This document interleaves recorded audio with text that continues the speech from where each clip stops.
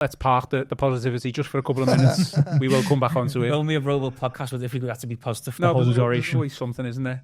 The red card incident's obviously a huge flashpoint in the game. You wouldn't have seen it because you were in the stands, but Sky Sports cameras didn't capture it at the time. They were showing a replay, and then all you heard over the commentary was, "Oh, he sent him off." So I don't know if you got that the same as well, Connor. And then there's just huge confusion. I don't know what it was like for you in the stands. When it happened, and obviously given the red card, he's given us marching orders. After the start that we had, I thought, this is a fantastic start. But I started to question, is this really happening? Like, what have we done? Is this what Everton is about? I don't know. What did you make of it? Felt very Everton, didn't it? It felt just classic. Very Everton, but even though that's the third time in the history of the Premier League. No, but I mean, just that self-inflicted wound, wasn't it? Yeah. It was an absolute meltdown, and obviously it was unsavoury, and it's really, really poor. And I think that for all that David Moyes has tried to make light of the situation after, and both he and Ruben Amorim after the game, because I was with both of them, were making the case that they actually like to see that kind of fight and desire within their own dressing room and within their players, because it suggests that people are setting high standards of each other and have a passion and desire and drive for the team to do well. But for all the more he tried to play down what happened, some of the players have, I suspect that there'll be quite a serious inquest into that incident at Finch Farm this week, because it has serious repercussions for Everton. It's a side that already has a fragile midfield and now misses its most experienced midfielder for 3 very, very difficult games at a time when Everton have a lot of momentum to take into them, but that momentum is fragile, because this season is going to be a challenging one, because so many teams have got the ability to beat each other. So, it really was appalling, to be perfectly honest. Obviously, we've seen players argue with each other over mistakes from time to time, but the way in which that escalated was really concerning. The way it continued after the red card was shown.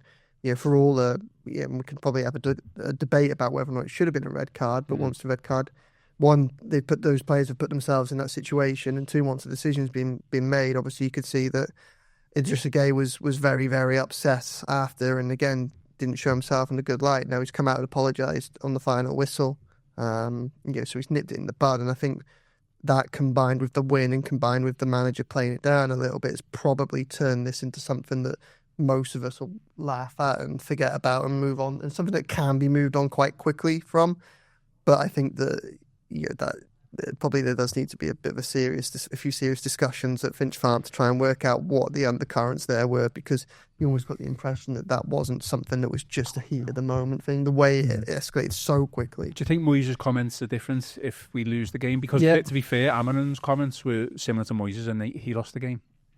Yeah, but his comments were similar, and because he was basically saying my team had no fight. And that was representative of the fight that was displayed by a team that fought to victory. So I think what Amorim is saying is you'd rather have players fight each other if that created a situation where the majority of that squad was fighting with each other to come to big results. I think Moyes' comments are probably different if Everton go on to lose that game. Even if they concede maybe not if they concede a late equaliser, I think the point still would have been a good result at Old Trafford going into the game. But I think the result makes it easy to gloss over the situation. But I thought it was quite noticeable. I'm not sure if you saw this, but at half-time, Moyes sprinted down the touchline. This is a bloke. He's trying to pull them apart again.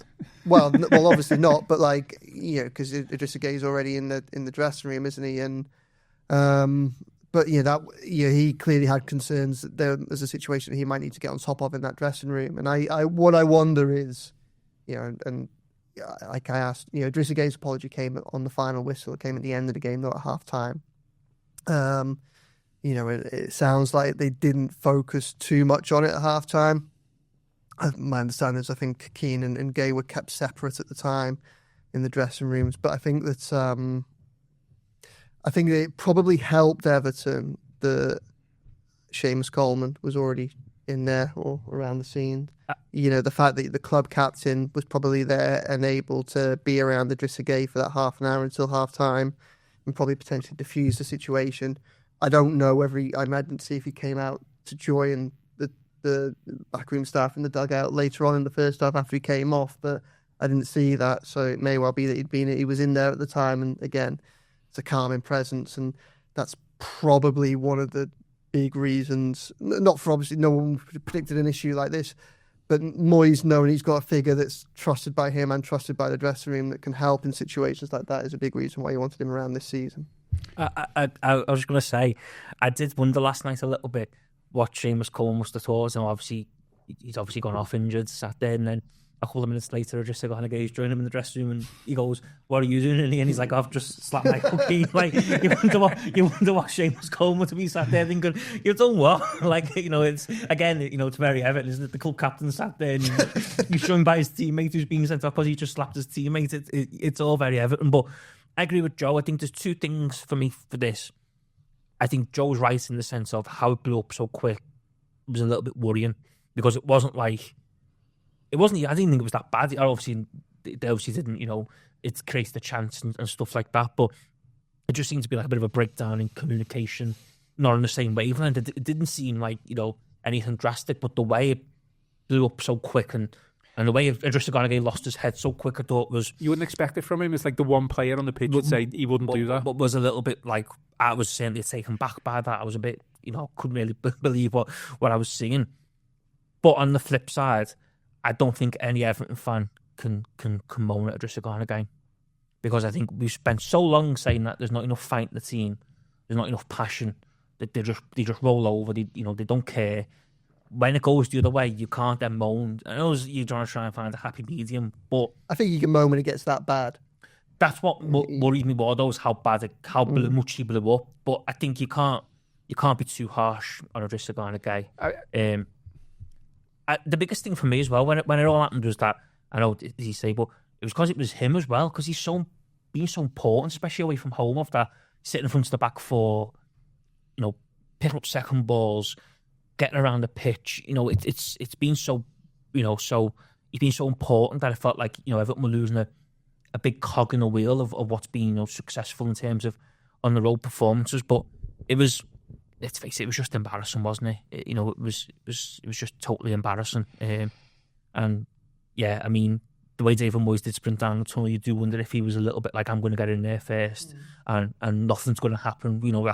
It's the end of it, and we've got more important things we need to worry about than having round two. I mean, as Joe mentioned, Idrissa Gueye did put a statement out for full time. He did put it out on his Instagram, which he said, "I do want to apologise. First to my teammate Michael Keane, I take full responsibility for my reaction.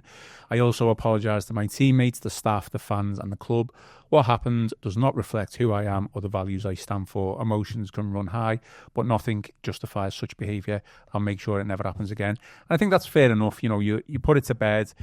We want the fight. We just need to channel it in different ways, and we did eventually. We got the win. I guess if we took the lead 1-0 with down to 10 men and then succumb to a United draw or defeat, you're going to look back at that situation and go, well, that was what was to blame. But the resilience that the team showed, even without one of the most influential figures. And what I will say, this is my final say, Keane put a fantastic display. I don't think he's blameless in the whole situation. I think that shove, he just saw red after that shove going again, didn't he? If anyone gets shoved, you're not going to be happy about the situation. He obviously just needs to read the rules a little bit. A clear palm hand slap to the face, regardless of whether it's your teammate or opposition, you're getting sent off nowadays. So, although you shouldn't have been sent off. Okay, well, so you're saying no sending off? I thought it was absolutely scandalous that they sent him off for should the referee have show some common sense? Yeah, and even if the referee took 2 minutes and went over to David Moyes and said, "You need to have a word with them now," or Paul Pickford or Tarkowski, is 2 senior players on the pitch, and said, "You need to tell them to calm down. If they don't calm down, I will send them off." Just use some common sense. There was a part of me, and obviously, talking to a couple of people last night who were quite quick to point out that the referee couldn't get the red card out quick enough and stuff like that. And I just thought it was a poor decision to send them off. I don't think it was, it was that bad. I mean, you think of when Luke Bowie and Kieran Dyer both got sent off. They had a proper full-on scrap. That it felt harsh, I think, to send them off. But I do think you got to give credit to Keane, because he picked himself up, didn't he, dusted himself off and was outstanding again. And, you know, that's testament to him and his character that he didn't let it affect him, and he just got on with his performance. Emma says, Keane was immense last night and he can slap him more often. I mean, the letter of the law, Joe, I guess, if you read it and, you know, the language of it, it's a send off. Clearly it's a red card, isn't it? It doesn't stipulate between whether it's a teammate or another player. They make a quick decision, the ref, as Connor pointed out, and even more, you said the referee could have taken just that little bit longer. I do kind of wonder if there should be a little bit more discretion when it's blue on blue. Yeah. Like, you know, because I don't really know who that serves sending him off. But then obviously you have also got to, you know, set a precedent and, you know, for set standards for the watching world, haven't you? And everyone else. You know, at the end of the day, like, I'm firmly in the camp that Idrissa Gueye's reactions were completely inexcusable, and I think, you know, he alludes to that with his statements. It's one thing being angry, but, you know, to kick off in the way that he did, put in jeopardy what was already shaping up to be looking like a really good opportunity for an Everton side at Old Trafford, a place where they very rarely win. So yeah. But yeah, that was law. It's a red card. But I mean, I don't really understand why, say, for instance, a better course of action for everyone might not have been to even both a yellow card and move on. You know, get Tarkowski and because Coleman had gone off the pitch at that point. Get Tarkowski and, you know, get everyone to calm down. They shake hands with each other, give him a yellow card. No one from Man United is there saying you've got to send him off. Are they? Shocked, you know, like, so, like, I don't, like, I think if that doesn't end up in a red card, I don't think anybody questions it after the game or during the game.